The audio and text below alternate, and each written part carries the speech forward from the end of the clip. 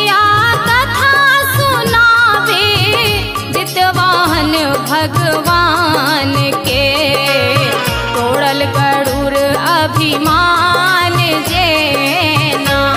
हे सखिया कथा सुनावे जितवाहन भगवान के, तोड़ल गरुड़ अभिमान जेना।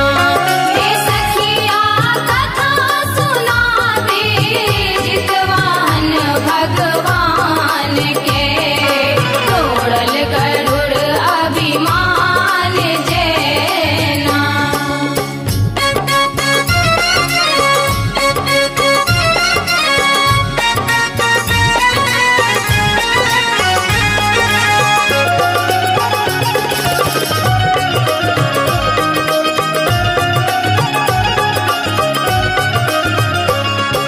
गंधर्व राजा एक महान, करी हम कीर्ति के बखान।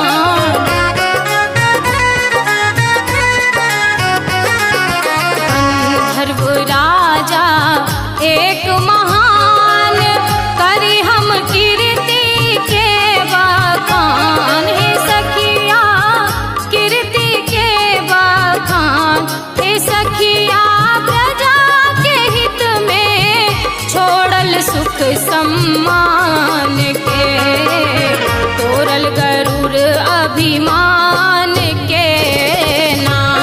हे सखिया कथा सुनावे जितवाहन भगवान के, तोड़ल गरुड़ अभिमान के ना।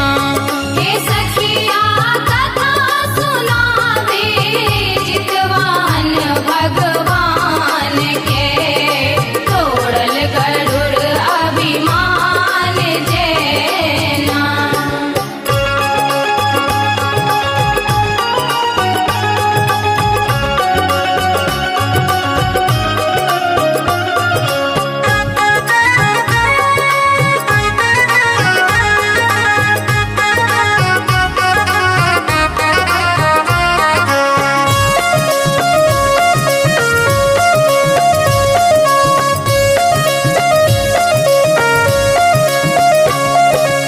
एक दिन राजा जंगल गेल, भेट एक नाग कन्या सो भेल।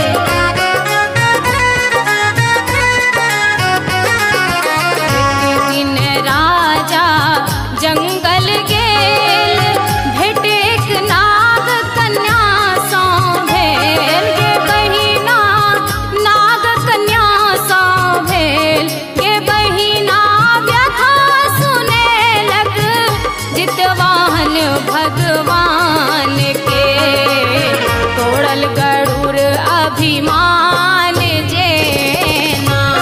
हे सखिया कथा सुनावे जितवाहन भगवान के, तोड़ल गरुड़ अभिमान जेना। हे सखिया कथा सुनावे जितवाहन भगवान के, तोड़ल गरुड़ अभिमान जेना।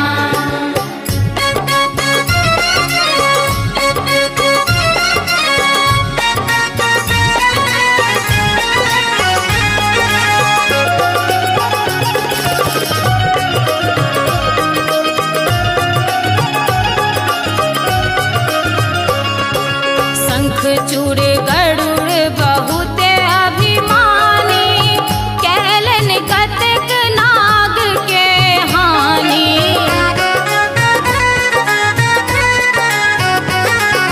शंख चूड़ गरुड़ बहुते अभिमानी, कैलन कतक नाग के हानि। हे सखिया कतक नाग के हानि। हे सखिया वचन दिलन ओ